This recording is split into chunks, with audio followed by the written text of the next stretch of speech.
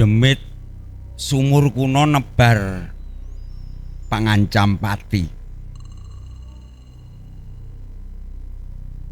Ing sakwenehing kutha cilik ing tlatah Jawi Tengah senajan mencorong kanthi payon-payon dhuwur lan swara gumregah panguripan, nanging ing jero lemah ana jantung tuwa kang wis njiret nyawa atusan taun lawase.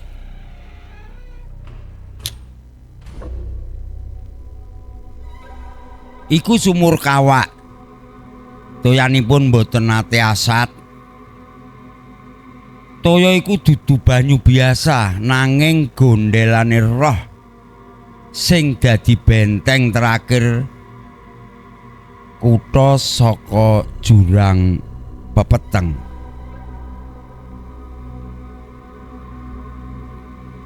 Juragan Kesna kanthi nepsu dhuwit sing nggodhog getih wani nindakake dosa gedhe. Mripate ketutup bondo, kupinge mbudhek. Mula pepelinge Mbah Sastra wong tuwa sing ngerti pasanggite danyangan ing njero sumur sing saksuwene iki njaga sumur kawak kuwi disepelekake.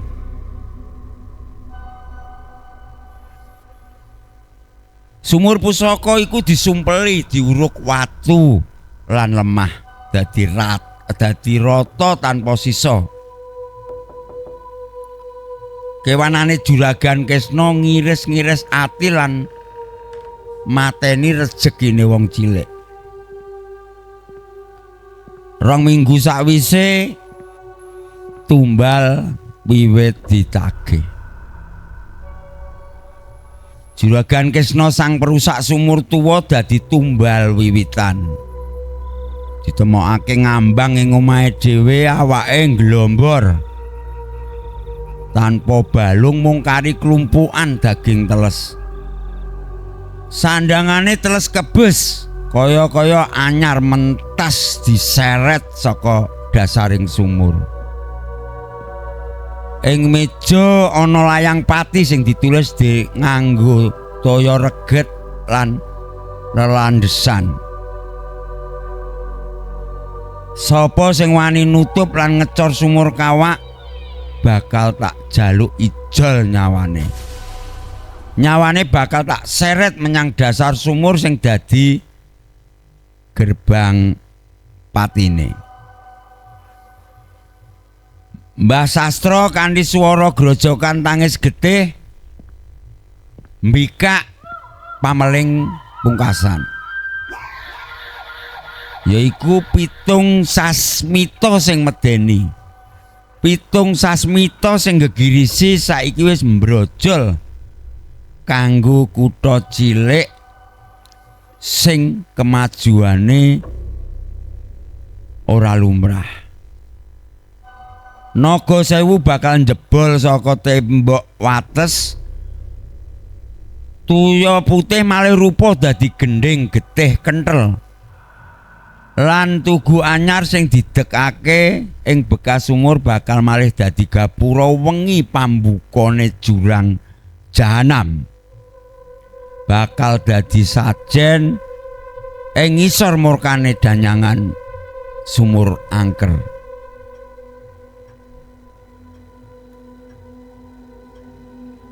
Pamirsa, sapa meneh sing wis ditandani kanggo dadi ijole lemah panutup sak banjure. Menapa kutha iki bakal kentekan getih kanggo mareme ngelmu tuwa sing ditangekake maneh. Cekelen ambekanmu amarga peteng wis tumeka.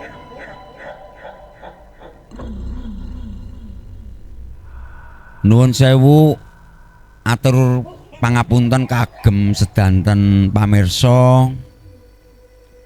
Saderengipun cariyos menika dipun babar, kula nyuwun pangapunten ingkang sakathah-kathahipun. Mbok bilih wonten asma kutha, papan utawi paraga utawi pelaku ingkang kleresan sami utawi mirip kaliyan ing alaming kasunyatan. Jer ing pangangka babar pisan boten wonten maksud kagem ngleresaken cariyos menika utawi nyinggung sinten kemawon. Cariyos menika namung wewadining jagate lelembut.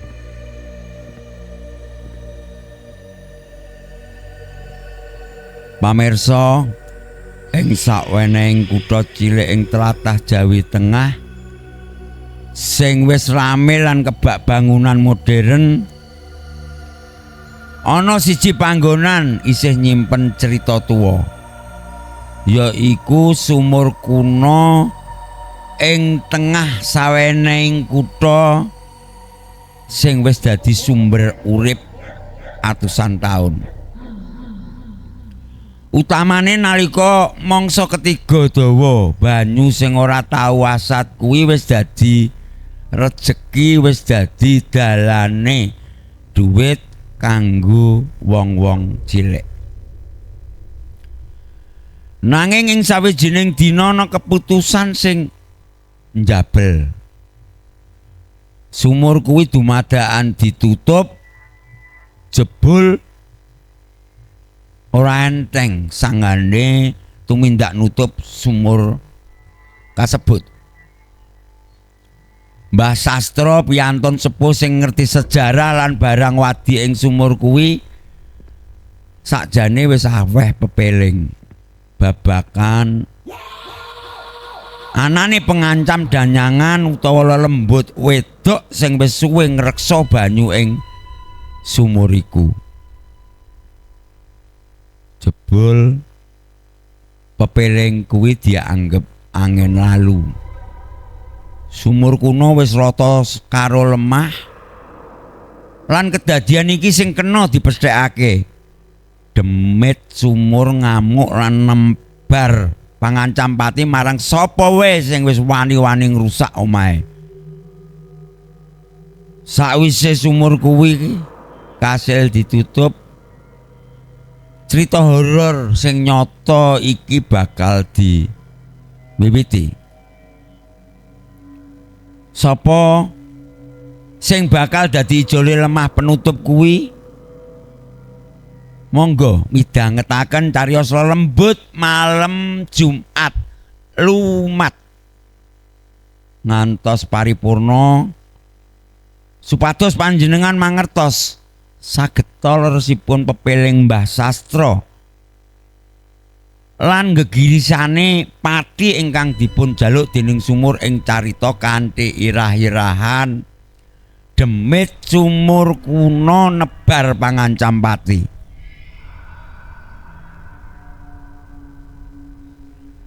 Pamirsa, cerita iki kedadian ing sawijining kutha cilik sing ora iso tak sebutke.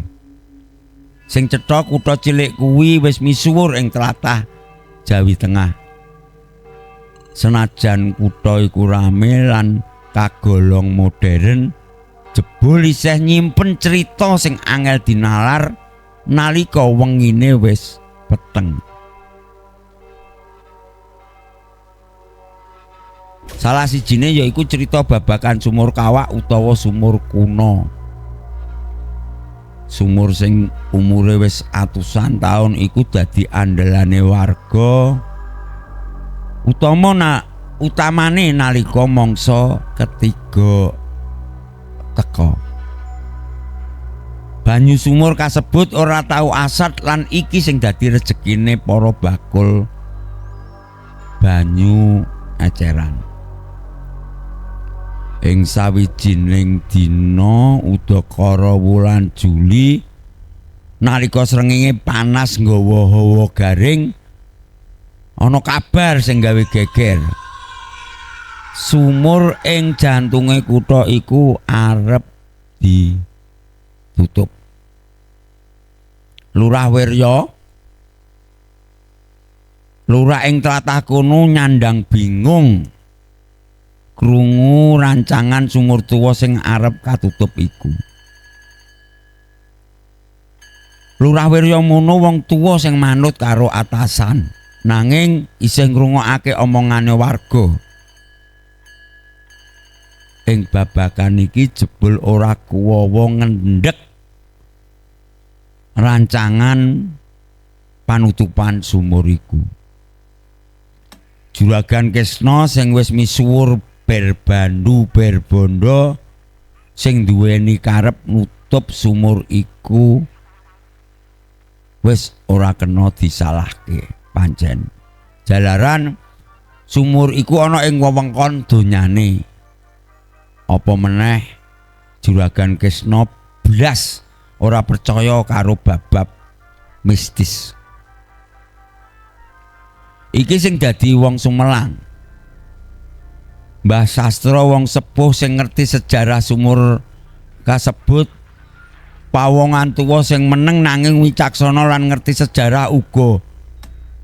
Penunggune sumur pesen kabeh ae kudu hati-hati jalaran ana sumelak.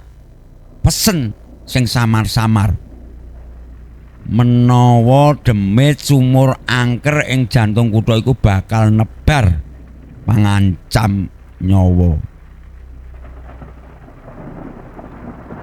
Nalika krungu sumur arep ditutup, Lurah Wirya ketok bingung.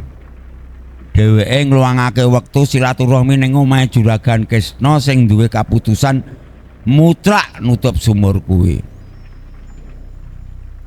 Wis Pak Lurah, keputusan iki wis bulat.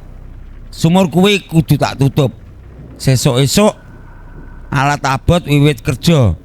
Duwite wis ana lan panggonan kuwi bakal tak dadekake papan sing kanton modern arep tak nggo kantor. Rembuke Juragan Kresna nalika ditamoni Lurah Wirya. Nanging nyuwun sewu Juragan Kresna, warga utamane bakul banyu padha protes. Terus Mbah Sastra sesepuh ing desa kene uga aweh paweling. Jarine kuwi ora mung sumur biasa. Ana sing ngreksa. Alah, Mbah Sastra wis jaman modern kok isih percaya lelembut. Kabeh kuwi mung mitos. Lelembut kuwi ora ana, Pak Lurah. Sumur kuwi asetku, sumur kuwi bandaku. Nek tak tutup, tak bangun, mengko regane dadi mundhak. Pokoknya sesuk tetep tak tutup sampean urusan warga supaya ora ana sing ganggu. Kanthi ngelus dada Lurah Wirya banjur ngomong. Nggih sampun, yen pancen punika sampun dados keputusane panjenengan. Wengi iku sawise kabar rencana panutupan sumur nyebar hawa ing saubenging sumur tengah kutha iku dadi luwih adem. Senajan hawane kutha krasa panas. Mbah Sastra banjur lungguh dhewe ing sandinge sumur ngobong menyan cilik. Ora suwe ana swara angin gedhe teka nanging godhong-godhong wit ing sedake sumur ora ana sing ngobah blas. Mbah Sastra ing wektu sakmono mung mesem. Mbah Sastra kanthi swara liring ngucap, "Kula ngertos panjenengan duka. Nanging sampun dipun cobi kalih tiang-tiang kuwi ndara. Kula mboten saged nahan kersanipun Juragan Kresna ingkang badhe nutup sumur niki." Saka njero sumur kaya ana getarane sing alus banget, alon banget. Banjur ana swara kaya angin sing bisik-bisik nanging suarane kaya wong wadon sing nangis jero banget. Sabanjure ana swara lirih kaya angin nanging luwih cedhak. Sastra, kowe ngidini omahku dirusak. Wis atusan taun aku ngreksa banyu kene. Rezekine manungsa wis tak jamin. Saiki wong-wong kuwi arep ngusir aku. Sastra, sapa sing duwe ide nutup sumur iki? Nyuwun pangapunten Ndara. Ingkang gadah karep nggih Juragan Kresna. Piyambakipun ingkang wangkal atine lan boten pitados kalih panjenengan bangsane lelembut. Swara liris sing tanpa wujud iku dadi luwih jero lan kaya gremeng. Kresna. Titeni wae. Sapa wae sing wis wani ngecor sumur iki bakal tak jaluk jare. Sawise 2 minggu sumur iku rata, nyawane sing duwe ide bakal tak gawa menyang jero dasar sumur. Oh elinga Sastra. Swara mau ilang diganti swara cicak sing banter. Mbah Sastra banjur ngadeg raine katon pucet. Dheweke kudu ngelingke Juragan Kresna. Senajan Juragan Kresna ora percaya.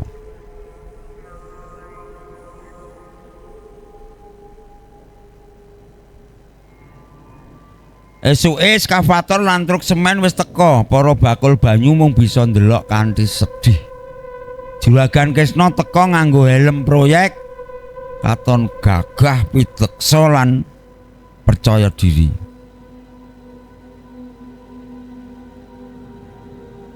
Juragan Kresna banjur menehi perintah karo para tukang, cepet aja nggawe suwe-suwe, tutup kabeh nganggo beton sing paling kandel.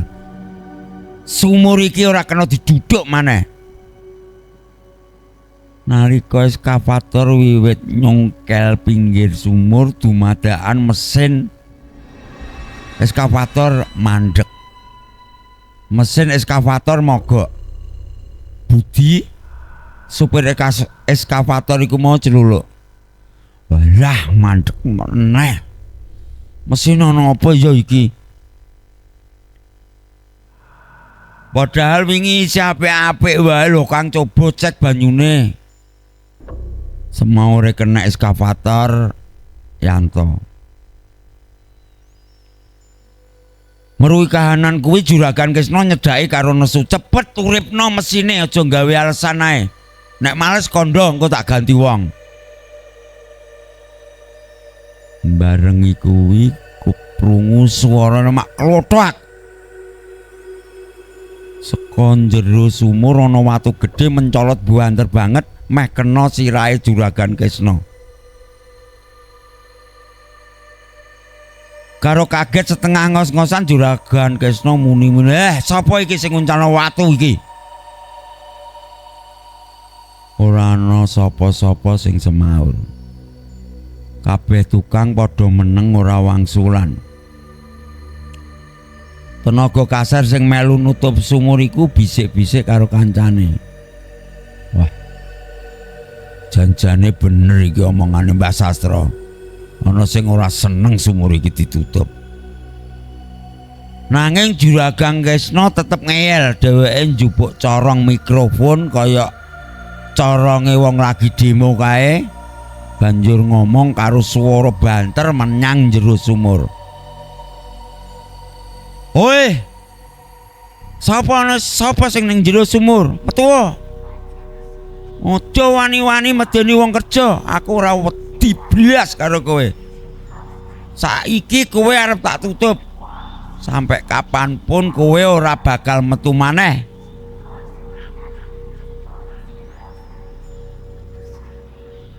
ngucap kaya ngono dumadakan ana hawa panas muncul saka jero sumur. Panase kaya ana geni ing sandinge sumur. Kabeh tukang padha mlayu, Juragan Kresna dhewe ngrasa ana sing nyekeli pundhake. Lah sapa iki? Celuluke.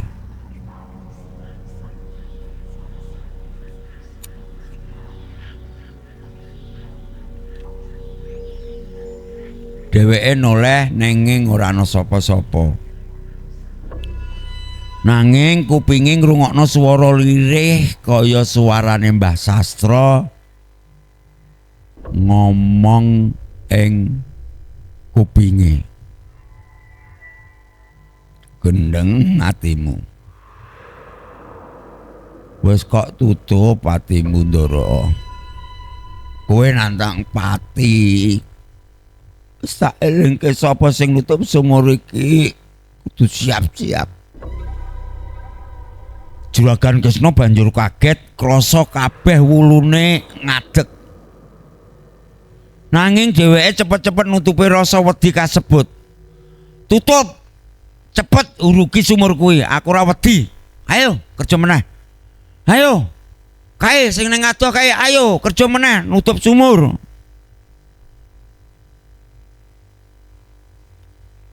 Senajan atine wong-wong sing kerja deg-degan, pungkasane sumur kasebut rampung ditutup, diuruk karo lemah lan watu atos.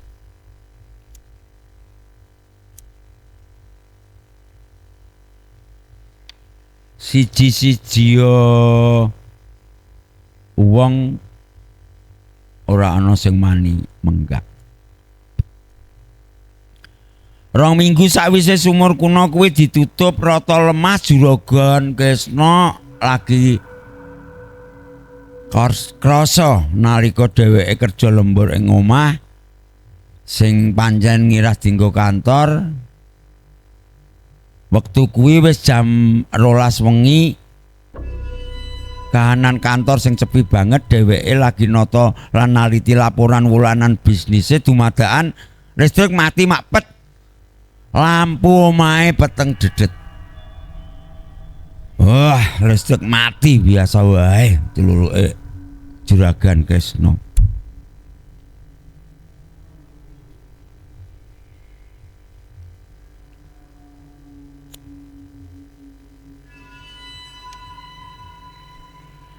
Dheweke banjur nguripke senter ing HP-ne. Nanging nalika senter mau mandangi koridor ngarep, dheweke ndeleng ana sawijining bayangan putih. Bayangan kuwi wujude wanita ayu kanthi rambut dawa nanging sandangane teles kabeh. Kaya bar metu saka jerone banyu.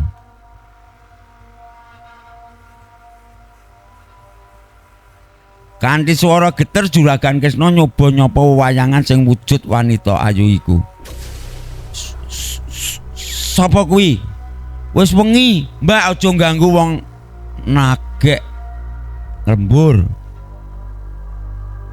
Wanita mau mlaku alon-alon, sikile kaya ora napak lemah.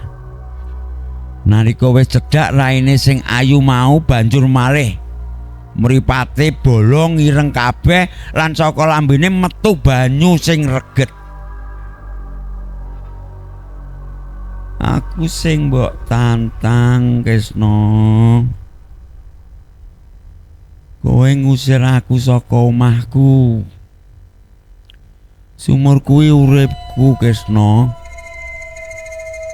Saiki wis mbok uruk, mula kowe kudu menehi jol. Semaure wewayangan wanita iku.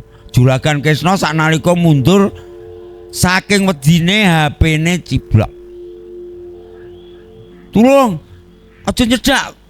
Kowe sapa? Aku penunggu sumur kuno ngarep omahmu sing kok tutup. Kowe sing ngeyel. Saiki wektune netepi janjiku karo Sastra. Nyawamu tak jaluk kanggo dasar sumur sing wis mbok tutup, Kresna.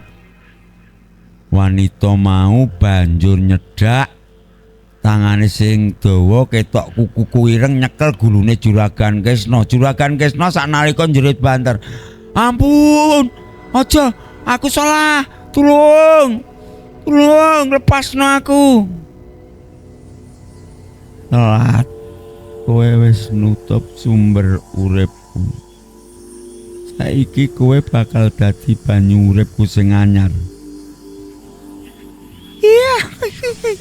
Wanita sing klambine terus kebes iku ngguyu cekikian. Jeritane pedhot lampune omahe dumadakan urip maneh. Lampu omahe Juragan Kresna sing maune mati dumadakan urip maneh. Isuke kabeh warga kutha geger. Juragan Kresna ditemokake lungguh ing kursi kerjane nanging awake lemes kabeh kaya ora ana balunge. Lan raine pucet kaya wis seminggu ra mangan. Sing paling gegirisi kabeh sandangane lan kursine teles kebes kaya bar disiram banyu pirang-pirang ember. Ing meja ana tulisan sing ditulis nganggo banyu campur lumpur. Ditulis nganggo banyu sing reget. Omahku wis kok jupuk. Sumur uripku wis tak ganti. Aja wani-wani meneh ngrusak apa sing dadi duwekku. Ngono. Unine tulisan sing ditulis nganggo banyu reget. Mbah Sastra mung bisa ndeleng kahanan kasebut kanthi sedih. Dheweke ngerti pepiringe wis dadi kasunyatan. Sumur kuno tengah kutha iki saiki wis rata nanging penunggu sumur kuwi tetep ora lunga. Mung ganti papan. Banjur kedereng oleh kepengin rawang bakal rep ana kedadian apa meneh sok ing ngarepe Mbah Sastra lungguh sila tumpang ing sapinggire sumur kawak sing wis katutup iku ngobong menyan madu lan buka rasa batin kanggo komunikasi karo alaming lelembut. Jebul oleh sila tumpang karo ngobong menyan iku mau Mbah Sastra entuk 7 sasmita sing banget cetha wela-wela.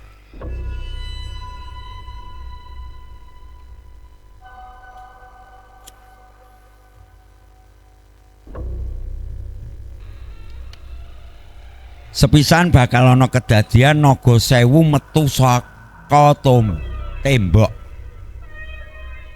Bakal ana kedadian naga sewu metu saka tembok. Rikala Surya kapisan dina sing sepisanan sawise tugu ngadeg jejeg. Para warga bakal mireng swara kemrungsung ing wanci bengi. Swara kemrungsung iku mau dudu swara angin nanging swara tangising naga sewu. Naga-naga cilik ingkang dados balung sungsum ing lemah sak kiwa tengene sumur bakal lumebu omah-omahing penduduk ngliwati utawa nembus tembok. Dudu naga tenan pancen nanging rupa ula weling, ula kobra, ula sanca sing dumadakan metu saka lemah golek papan kanggo ambekan. Akeh omah kan bakal dadi sarange ula. Iki mono tandha yen lemah kutha sampun kepanasen. Werdine bakal akeh kedadian muncul ula-ula kang ngemu wisa ing omah-omahing warga minangka murkane utawa ngamuke bumi. Sasmita kang kaping pindho yaiku toya putih dados gendhing getih jarwane. Toyaning sumur sakwise ditutup bakal mbalela. Dudu wujud banyu nanging wujud lara. Ing wulan-wulan candhakipun bakal ana lara anyar sing teka nyerang ati lan paru-paru. Lara iki dudu saking panganan nanging saking pambelane toya ingkang disumpet. Mula warga bakal watuk-watuk sing ngemu getih lemes tanpa daya. Dokter bakal kewalahan golek tamba wong lara iki amarga toyaning rasa ingkang nyuwun dalan metu. Dadi uap getih ing awang-awang ringkese bakal ana wabah penyakit misterius sing matekke wong akeh.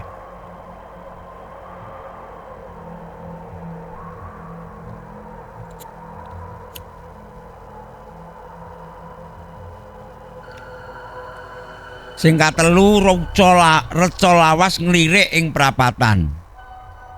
Tugu ingkang ngadeg ing sisihing sumur sing wis ditutup bakal dadi pusating bebaya. Ora suwe patung utawa reca lawas ingkang mapan ing prapatan gedhe sing adep-adepan karo tugu dumadakan bakal katon nglirik mencereng nalika jam 09.00 wengi. Sapa wae sing weruh lirikan reca kasebut atine bakal kegawa ilang.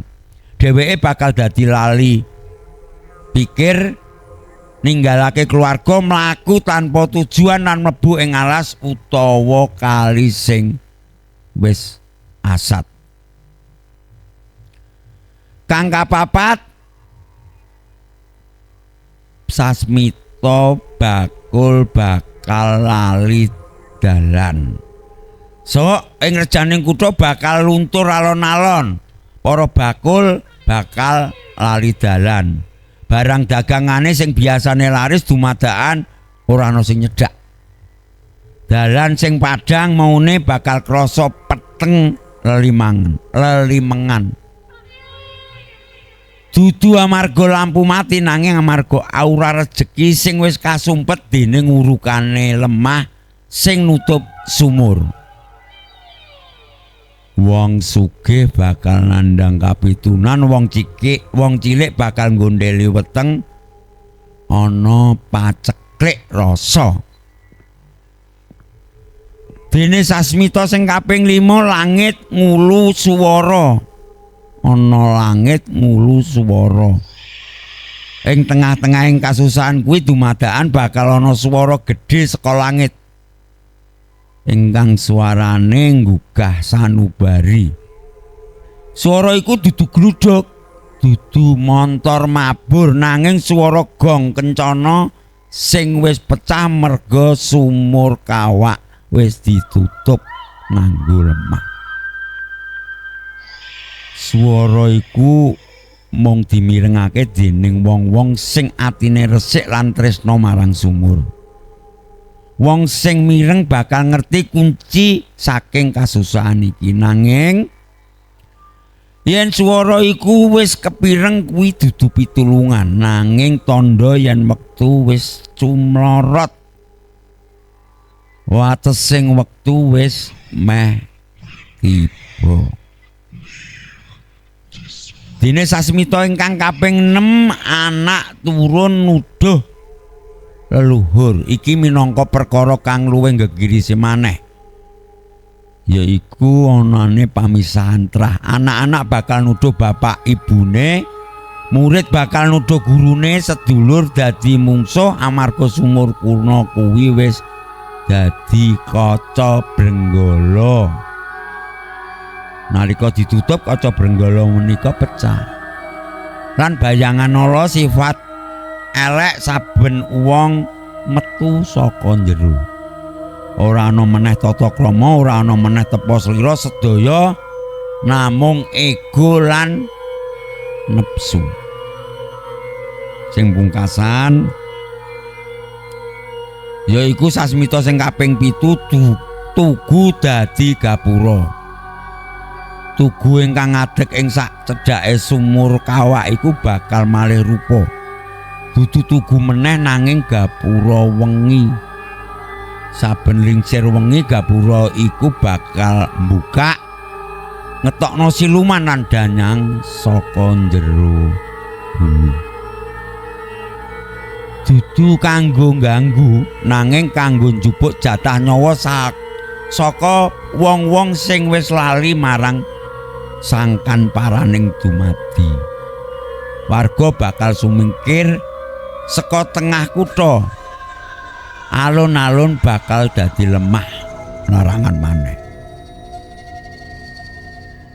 Pamirsa, Mbah Sastra nglereni anggenipun ngujiwati. Napasipun mengamingu piyambakipun nyawang para tiyang ingkang sampun ndredeg gemeter mirengaken ramalan kasebut. Lajeng menapa ingkang saged dipun lampahi Mbah pitakene salah satunggaling tiyang kanthi swara liri. Mbah Sastra mung mesem tipis. Gampang ger. Carane mung siji. Menawa kowe boten kersa ngalami mala bencana iki, balekno ambekan kuwi bubrahno tugu lan buka sumur meneh. Balekno marang kaluhuraning banyu yen ora bakal mbebayani merga ana ambu lemah pati. Sawetara tandha-tandha alit ingkang aneh wiwit kedadian ing kutha sakiwa tengening sumur kuno iku naga sewu wiwit brojol saka lemah. Lan ing lingsir wengi ing kutha dadi lingsir wengi ingkang gegirisi kebak rasa was-was lan wedi. Siji kang isih dadi pengarep-arep. Muga muga